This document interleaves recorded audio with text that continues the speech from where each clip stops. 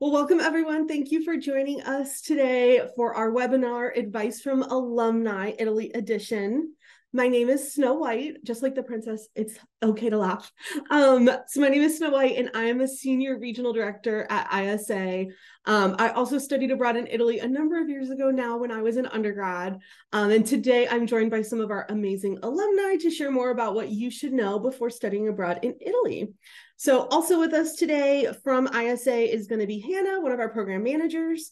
So she's monitoring the chat and we'll be dropping links along the way and answering any questions that y'all put in the chat. So really anything that comes up, feel free to drop them anytime, any questions that you have. And she's our resident expert on all things Italy after you apply. So you're going to work directly with her on the program. And so definitely ask Hannah all your questions. And before we hear from our alumni today, we're going to take a quick look at all the things that Italy has to offer. So I've just got a few slides for y'all. So why do we love Italy? There is so much to love about Italy. First, let's talk about the culture. Italian culture traces its roots back to the ancient world and it has influenced art, fashion, food, everything around the world. So whether you're visiting a famous site or just walking along the streets, the architecture is amazing and every city is home to so many museums and there's just so many incredible things to do, many of which are going to be free as well. So there's an incredible sense of family in Italian culture and everyone is just incredibly kind and welcoming and it's so easy to make friends with locals. And then the art and the fashion. So obviously from the birthplace of opera to the fashion capital of the world, Italy really takes its art seriously. Florence has the David, Rome has the Colosseum, and Milan has Prada. So you're going to want to make sure you dress to impress as well. The latest fashion trends will be on display all around you.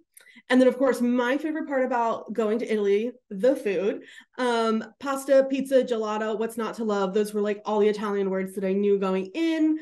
Italians will view meals as a way to bring everyone together and mealtime is really sacred. So the longer you spend at the table, the better. You'll really quickly see how every city and region has their own traditions for what to eat, how to cook it, and when to eat it. So if you love food, you are absolutely going to love Italy. And then finally, the sea, what's not to love? You can't talk about Italy without thinking of the Mediterranean. It's embedded in Italian culture in just so many ways. From the beaches to the boundless resources, it's connected to just about everything in Italy. So each of our sites is less than 2 hours from the coast, and the transit system in Italy is really great. So it's easy to jump around for weekend getaways. Make sure you absolutely plan a weekend trip to the Amalfi Coast. It is one of my absolute favorite places. All right, so let's talk about program options. We've got in Italy, we've got 3 cities and a lot of host universities to choose from. So there's really something for everyone. Rome has the Colosseum, the Sistine Chapel, and Vatican City. Milan is home to the Duomo, the Leonardo da Vinci Museum, and Da Vinci's Last Supper. And then finally, Florence is home to, okay, so I didn't study any Italian while I was there, but the Uffizi Gallery, the Ponte Vecchio, and the Cathedral di Santa Maria del Fiore. I am terrible at Italian, but I promise when you're there, you'll pick it up a lot better than I did. And like I said, it's been a few years. And then finally, we have so many partner universities here. So really, no matter what you want to study, we have a bunch of options to meet your course needs. And then finally, our student accommodation options are some of like the top highest quality available. So depending on where you're going, you can choose to live with a host family, stay in university housing, or go off campus and live in an apartment. So a lot of different options for y'all depending on where you are. All right, let's talk about some of the people. So as a senior regional director, my job is to come to your campuses and represent ISA at study abroad fairs and events and help you find the best fit program for you. But as you can see, we have a lot of folks at ISA. Our Italy team is incredibly robust and includes in-country staff members ready to support you as soon as you get off the plane. Like literally, we're going to pick you up from the airport until you're heading back home. So really the entire time you're there, you're always going to have someone from ISA. And they're always happy to lend an ear or just share their favorite local spots if you need some good recommendations on where to get some food or gelato. And then finally, our on-site staff are also going to plan your excursions and activities that are included in your program. So it's a really great way to experience the local culture, get outside of like whatever city that you're going to be in and meet other students. So definitely take advantage of those. All right. I think now we're going to talk about funding facts. So, a few things to keep in mind about paying for your study abroad experience. So, if you're an out of state student at your home university, keep in mind going abroad could be cheaper than staying at that university, your home university, for a semester. So, check that out. And then keep in mind if you already use financial aid, you should be able to use it on your program abroad. So, go ahead and talk to your financial aid office. And then if you have scholarships, you might be able to take those with you. And then let's take a look at your budget. Let's talk about getting a job, saving up, or talking to family about getting gifts, getting funds instead of gifts for this holiday season. So a lot of different ways that we can creatively fund your study abroad experience. All right, next steps. So what are we going to do after this? If you haven't already applied, I strongly encourage you to set up an advising appointment.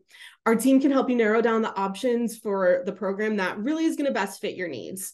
Hannah is dropping a link right now if you'd like to book an appointment with them.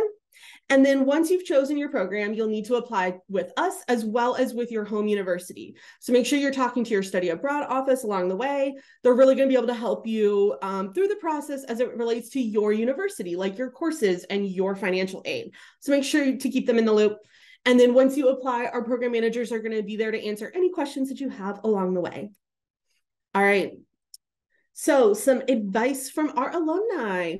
If you're just starting out or you've already enrolled in your program, we think it's really helpful to talk to someone who's been there and done it. It's been a few years since I've been to Italy, and we really want to connect you with either one of today's panelists or someone from our alumni network to answer your questions, especially someone who's been there more recently. Hannah is dropping another link in the chat with a form that you can fill out to get connected directly with our alumni who are here today, or just any of our other alumni. We also really want to connect you with someone that shares a similar identity to you. So if you want, ask them about their personal experience and advice while abroad.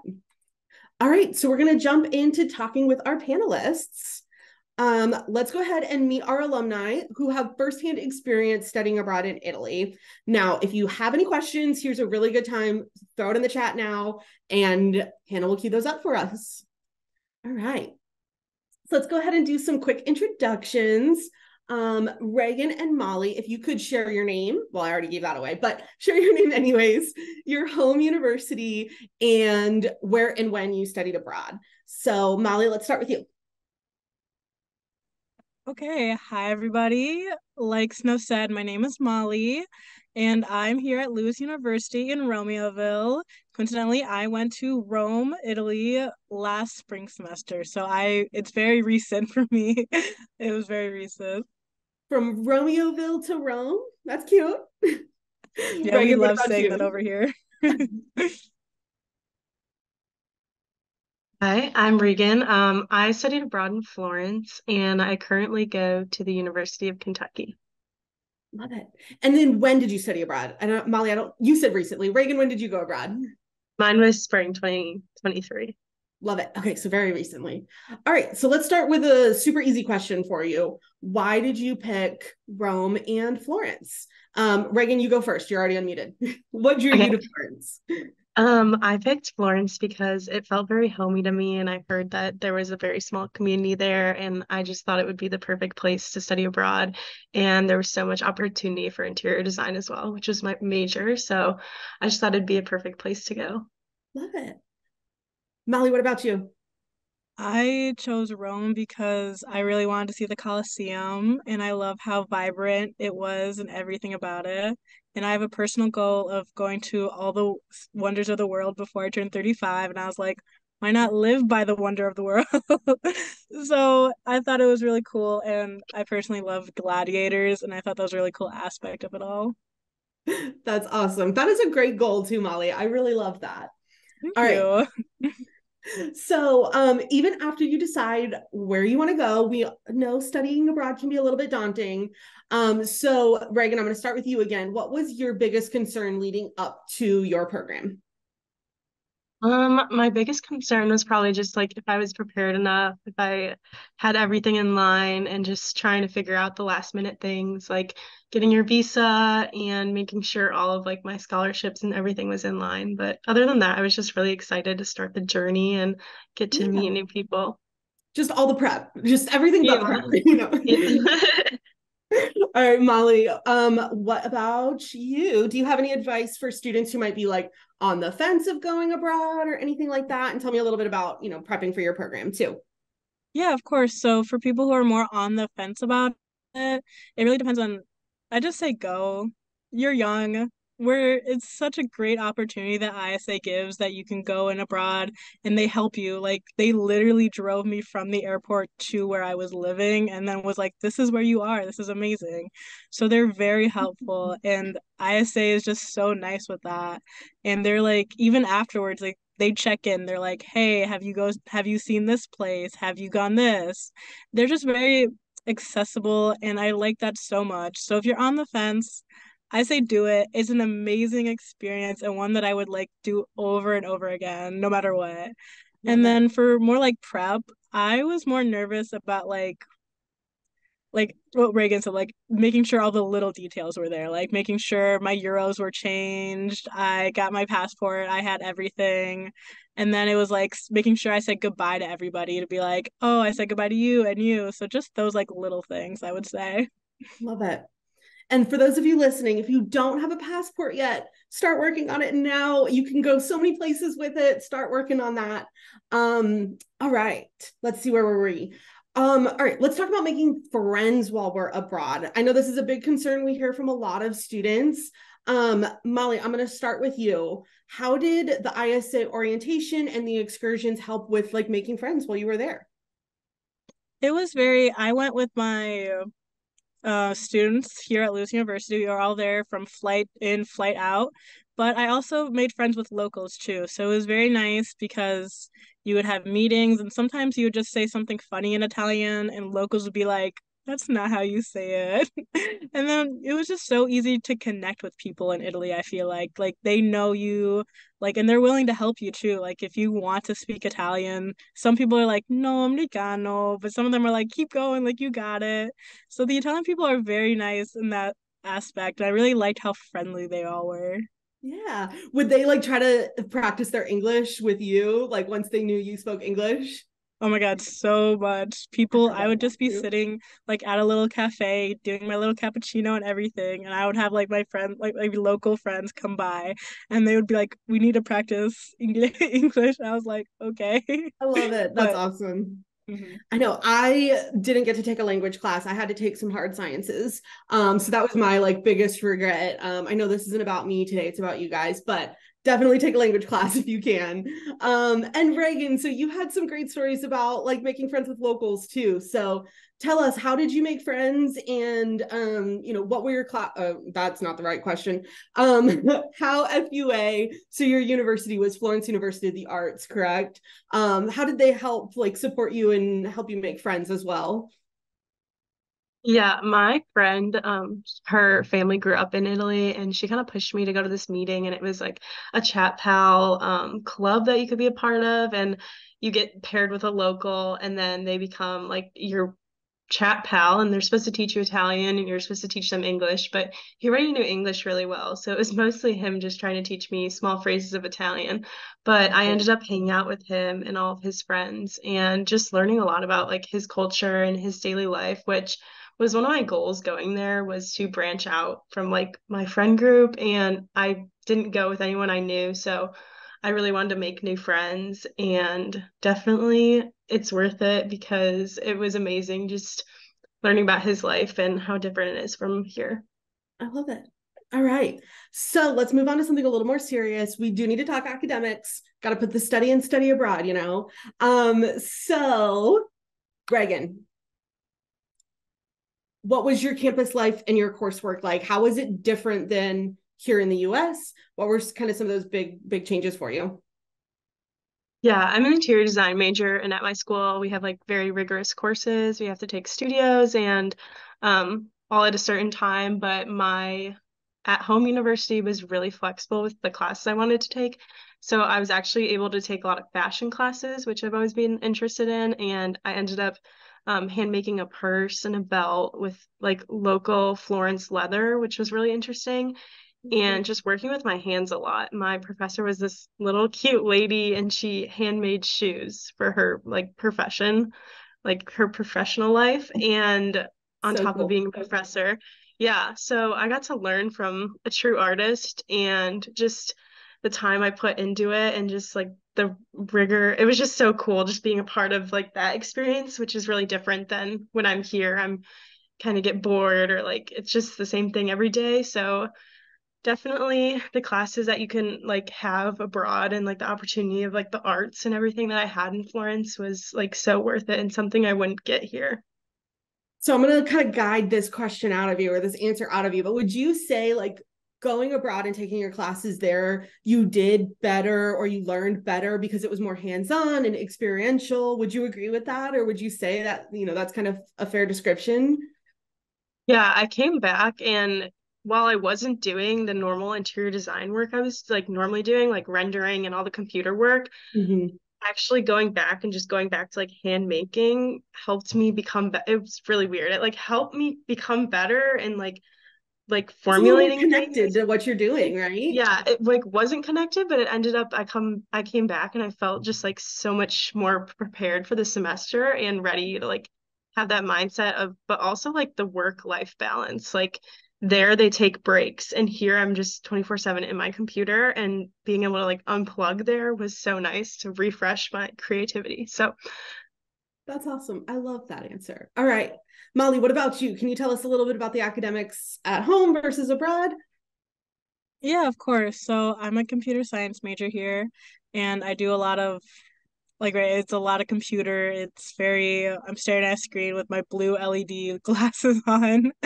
Feel But that. in Italy it was very my classes were so flexible. The teachers were so nice. They understood that we wanted to travel. They really encouraged it. They were like, go out on the weekends, go see Milan, go to Pisa, go see everywhere you can. And so it was very relaxed. It really like mirrored the Italians like work and lifestyle, how they balance it. Cause it was like Italians like don't, they take breaks. It's not like America where it's like you go, go, go, keep going, It's relaxed. Like they value like life and experiences over like working 24/7 trying to get that promotion. So it was very a nice switch because that's how my classes were like. It was like if you didn't do an assignment, okay, well, what else were you doing? Well, I was hanging out with my local friends. Okay, then it's fine. So it's definitely a lot different and it's definitely a lot more relaxed, I would like to say. Yeah, definitely do all of your classwork, but that is a Hmm. good reminder unplug, not take things so seriously, have a nice meal with your friends. That's good. I need to remember that too sometimes. Hmm. All right. So we probably have some folks in the audience who have yet to start their study abroad application. So, Reagan, how did you stay organized while you were applying and kind of going through the process of starting study abroad? yeah, I would just create like a checklist for me on like Google Docs just to like write out all the materials I needed to do still and write out like the forms I still needed to fill out and then in terms of like all the scholarships and all the financial stuff, I kind of created like a budget for myself, just really like set myself up to be organized for the semester. And I have to say, my mom did help quite a bit because a lot of it was really confusing at first and getting all the like money stuff worked out. So it took a lot of like emails and correspondence. So just keeping record of like dates of when you do things like helps you stay on top of things and then when you need to check back in because sometimes if you don't get a response you might need to check back in and make sure everything's in line. Just follow up, check in on things, be your own advocate, and use your student email address. So everything is in the same spot. Everyone's communicating together in the right places. Love it. Thank you, Reagan. And Molly, if you could talk to us a little bit about scholarships, budgeting, all that good stuff. Tell us what you did. So what I did was that made a budget before I even like went. I made a budget and I stuck to it. Of course, you can be flexible with it, be like, "Oh, I want to do this." Go ahead. As long as you know that you're going to be okay at the end of the month for it. So I went in with a budget every month, and you also have to take into account that in Italy a lot of things are cheap. Like I can get a cappuccino for like €1. Mm-hmm. So everything's a lot more cheaper there. So it's very nice because I did my budget in dollars instead of euros. And I was like, wow, I can do so much more. So I really should just staying on a budget, doing one before you even go. And then with scholarships and everything, I went through my home university. They offered scholarships and everything. And like again, I put all my stuff in an Excel sheet. I said this is when that scholarship's due and this is what they require for me and everything. But there's so many out there for you to get. And it's so nice because ISA has like a little section for scholarships, which I like. But money wise, it's just you have to be realistic about it and be like, this is what I want and this is how much I have.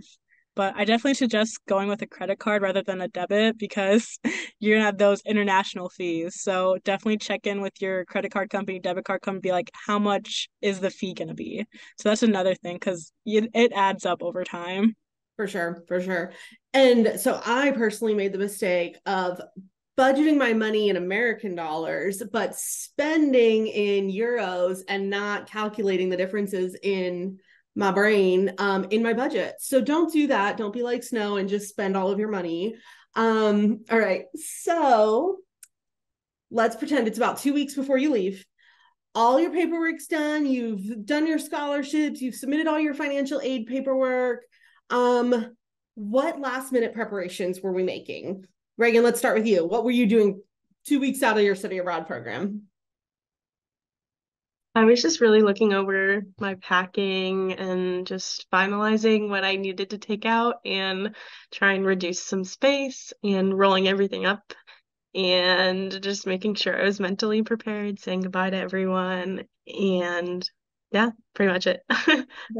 What is one thing that you wish you had packed that you didn't bring with you?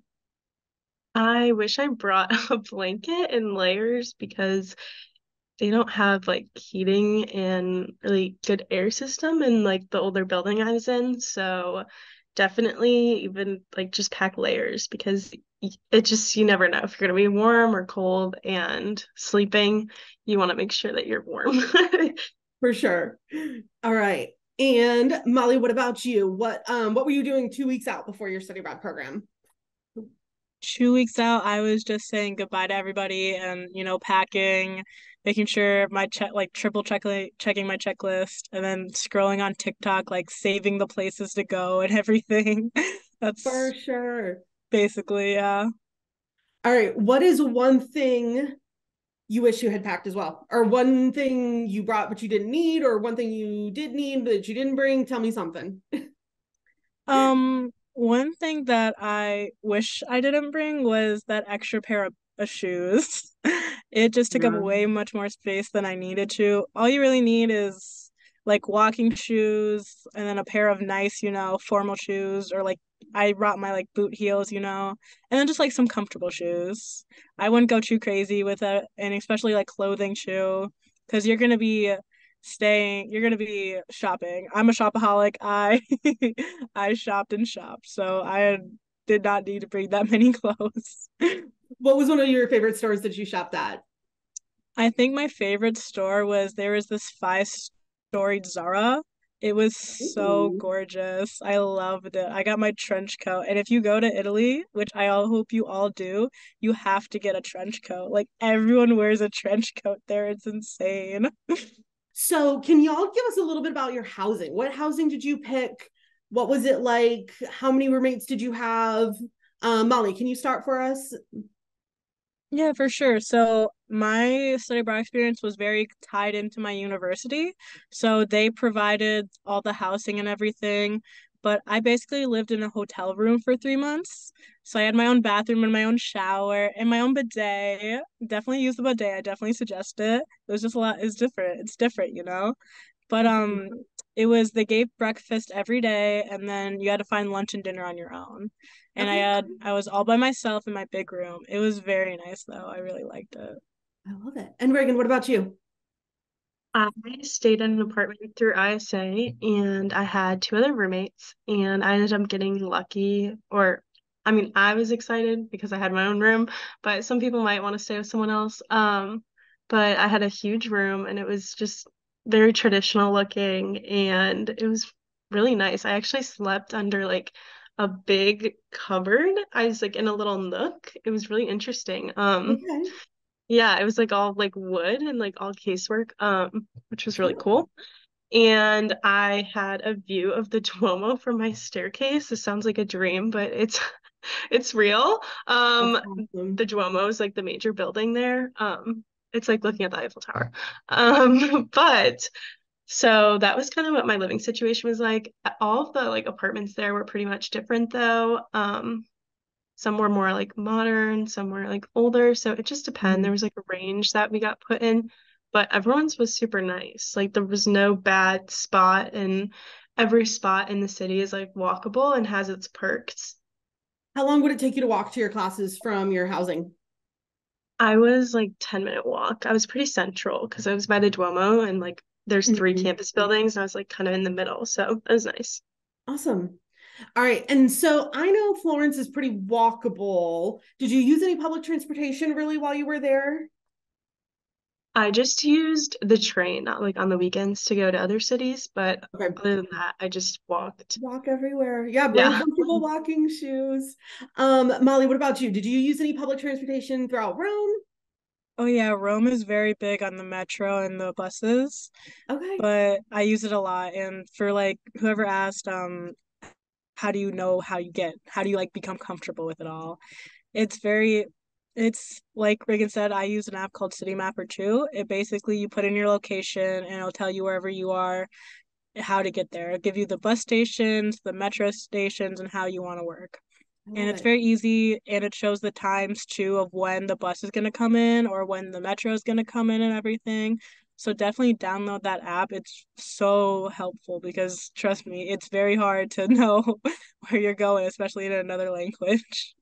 I am notorious for going just the wrong direction on any metro, subway, tram, anything. So much so that I landed at the Copenhagen airport, had an 8 hour layover, was like, I'll go into see Copenhagen, got on the tram, went the opposite direction and went to Sweden instead. So love that for me. But the locals were so friendly and were just like, nah, just go back in the other direction. You're fine. Legally, probably not. Visas, all the things, whatever, but it's fine. So just talk to the locals, ask around. Generally, there's like big maps too. And then I'm going to really age myself here, but we didn't have TikTok when I studied abroad. But I am sure, Molly, there's got to be people on TikTok just showing their commute, right? Like, would you agree? Oh yeah, there's just Like, people, everyone makes stuff on TikTok nowadays. So there are right? people who are just be like, go to this spot. Like me and my friends, what I suggest doing if you get like stale, because 3 months in a new place, sometimes it can be like a little repetitive, you know what I mean? But I loved it. But what we did was that we made like a little wheel and we would spin it, and whatever stop that landed on, we would go out and we would find food somehow at that stop. That's so funny. Oh my goodness. hmm Reagan, you talked a little bit about using the regional trains and stuff like that. So I'm assuming you did some independent travel. Can you tell me where you went, like on your weekends and stuff? Yeah, I never really traveled like completely alone. I was always like with a group of people, but when I would go to like other places, if like we all wanted to kind of have like different things, if we were there for like 2 days, I would like force myself to go do activities by myself. So, using the train systems to get to like places in Italy is what I found helpful. But then honestly, sometimes the time I went, it was pretty comparable to some flights that I was finding for cheap. So I ended up traveling with flights sometimes and then using the train as well. And then, yeah, it's like pretty easy to navigate once you have like a city mapper app or just honestly like a taxi app. I was like on a bus one time going to the wrong airport and I needed a taxi, otherwise I was going to miss my flight and the next two flights after that. So I didn't speak Italian too, and I completely stopped the bus in the middle of Milan to get off this bus because I was going the wrong direction. So definitely having like another way of transportation is helpful in case like something else happens, because then you will Yeah. miss flights or something. Just be prepared. I love it. And like, so I personally, I live in Florida. We don't really have trams, trains, metros. We're not in a huge city.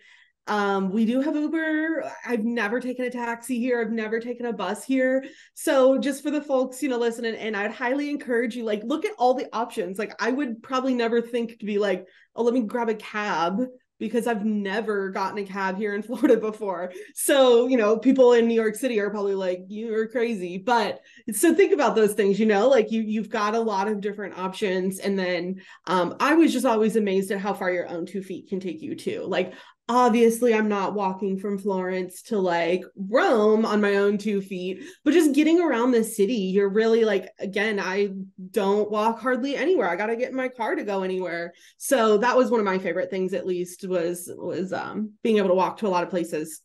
All right, Molly, what about you? Can you tell me any other places? Did I already ask you this one? Any other places that you traveled to? No, you haven't. I traveled Okay. all over Italy.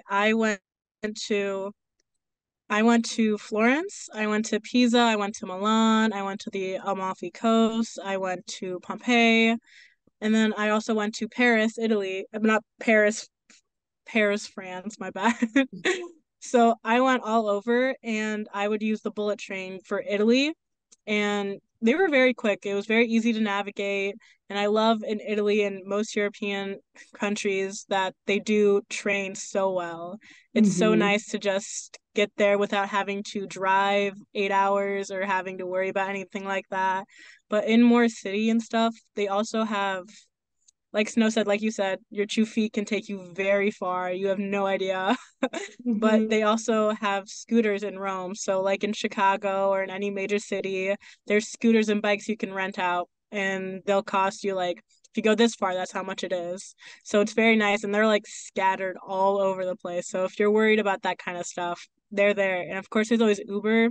I never used a taxi or Uber before. I've always been able to drive myself and everything, but it became very easy to know. But I would suggest downloading that before you leave, just so you know everything's set up. You don't have to worry about it when it's 10 o'clock. Transportation is down. There's no scooters around. So I Yep. definitely suggest setting that up beforehand. And when you're in Wi-Fi, you don't have to worry about data, Wi-Fi, all the things. All right. And then Molly, when you were traveling, where would you stay? Would you get hotels, hostels, stay with friends? How were you doing that? So we would usually rent out Airbnbs. Okay.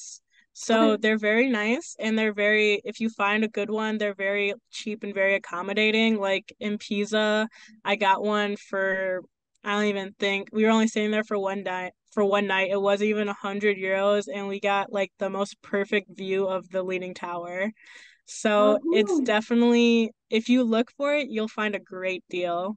You fly in and out of Rome and Florence, I'm assuming probably yes. I flew out of Milan most of the time because Milan was like I don't know, an hour maybe, and Mm-hmm.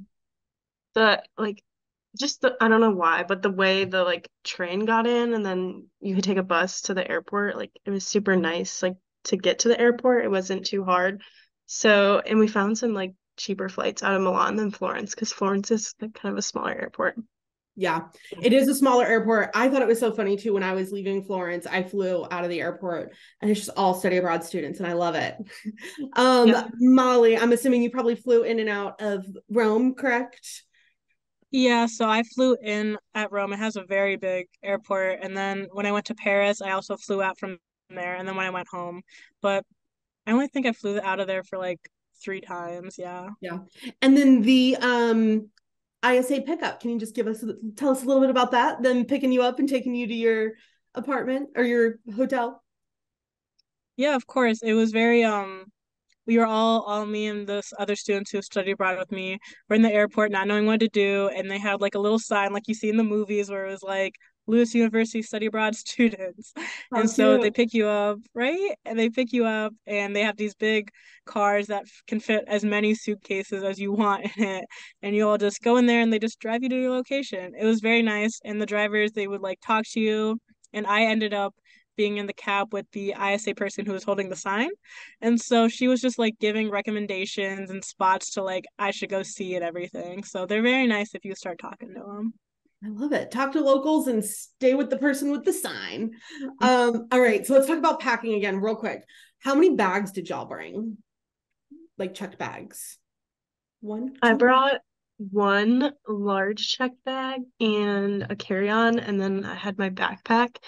And I wish I kind of brought two because I just bought so much stuff and I didn't prepare for that. So I ended up trying to buy a suitcase when I got there, and it was not a good experience. It like was breaking. And so I would just, if you think you're gonna buy stuff, I feel like just have a little more or just make more room in your suitcase to fit the stuff you're gonna buy. Yeah. Molly, what about you? I brought one checked bag, one carry-on in my backpack, but like Reagan, I suggest bringing another one because on the way home, like when everything was said and done, I broke my my suitcase trying to fit it into that little slot, those AirPods have to make sure it can go overhead. And the I poor lady receptionist took like pity on me. She was like, just go. She was like, just go, because I did not want to pay extra. I love it. Well, as your regional director, I am going to tell you to pack light. Um, Being one thing to kind of keep in mind, when you're arriving and getting to your hotels and everything, you are going to be like carrying all your stuff up and down stairs and things like that. And you want to save room for like being able to bring stuff home. So pack light. There's a lot of things that you can buy while you're there as well. Think like toiletries, Reagan, I think we were talking about hair dryers or straighteners, curlers, one of them.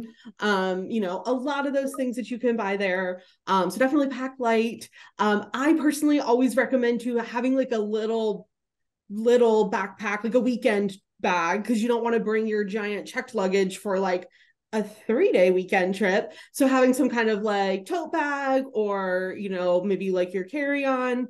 And then maybe like a little tote bag for like groceries. You're, walking a lot too. So you're not always like loading up your car with your stuff. So yeah, just having like some flexibility in what you're bringing and things like that.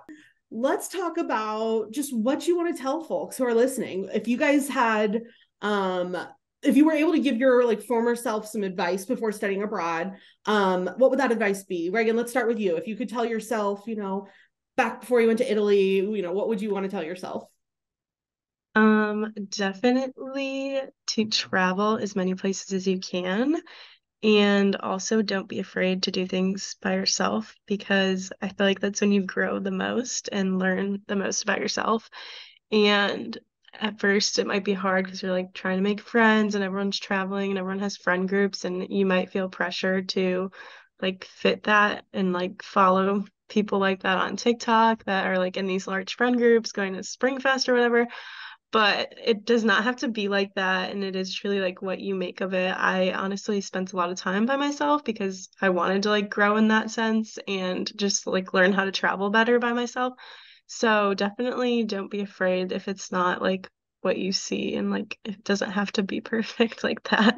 That is really, really great advice, Reagan, because yeah, you see on TikTok and social media, everyone is friends and going out and things. But like when you're here, you have to have this experience for yourself. And like, if you want to go see something and no one wants to go with you, when are you going to go back? Like, when again are you going to have this opportunity in your life? Like, you don't know, maybe you'll end up living in Italy next year, but you don't know that. And so take advantage of that. I can't stress that enough. Like, go do the things that you want to do, the things that are important to you. Molly went to Rome just because it was on her bucket list. Like, if you've got things on your bucket list, go see them. Now is your time. Now's when you got to do it. So, Molly, if you could give any advice to your former self, what would it be?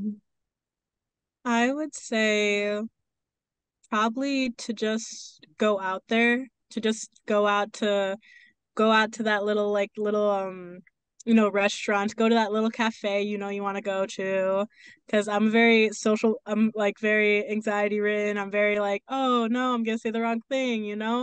And I went to Rome without knowing anybody in my program, like with my students or anything. So it was very much a big leap in that regard. And I just wish that my former self knew how much of a good time it would be when I went out. Like when I went to go see that little cafe and met a bunch of new people and experience like their culture and see like what was going on and everything, and what it was just so fun like that. So I would definitely tell her to just go. Don't be scared or anything, because you are you are never going to experience something like this again, and how amazing it is to be it. Yeah, and maybe you will, but it's going to be a different experience, you know? Maybe you will go back to Italy, but you're going to have a completely different time while you're there. You're going to be a different person and older and wiser and, you know, have different interests and goals with your experience. So I love it. Thank you both for that advice. All right. So last but not least, we've been talking a lot at World Strides about life-changing moments and life-changing experiences. And you've probably said it tonight that, you know, this was a life-changing experience for you. But what was like that one moment that you won't forget? Molly, let's start with you. What was like that one life-changing moment that you had while you were abroad? So my one life-changing moment was we went to a student I don't know what to call it, class for the weekend in Assisi. I definitely suggest going. It's so beautiful. But Real quick, how do you spell it? Assissi. It's All like right. Mississippi all over. I love it. For those in the chat who were asking really great places to go to, ASSISSI, that's your place. All right, go on, Mhm. Molly. And so there's this castle at the top of like it's very rocky terrain, it's very mountainous. And so me and almost everybody went up to the castle at sunset, and someone ended up proposing, and there was music playing, and it was just so gorgeous. I just with a mountain view at sunset, it was just so beautiful, and it just made me realize like a lot of things that I didn't realize before. Yeah, just one of those beautiful moments. Happy to be here. Just things are good. Life is just beautiful. I love that. All right, Reagan, what about you? What was your life-changing moment? Mine was definitely being with my chat pal, and he actually invited me to a surprise birthday party for all of his one friend, and then all of the friends would be there, and they all spoke Italian, and I really do not speak Italian. I tried, I had it, I've lost it already, so it was just challenging and I was nervous and I wasn't going to go because I didn't know how to communicate with them and I was just super nervous about fitting in.